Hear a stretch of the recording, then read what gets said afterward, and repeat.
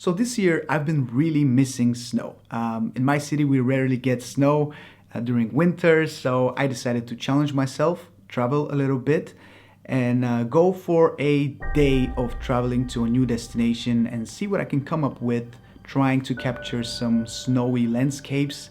So in today's video I'll share that footage with you guys, and I'm excited to go back to my roots, you know, exploring a new place with my Mavic Air 2, also with my FPV drone, and that combination always seemed to be a winning combo for me. And yeah, I'm excited to see something different, to challenge my creativity a little bit, and of course to share the footage with you. So with that being said, I hope you guys enjoy the footage.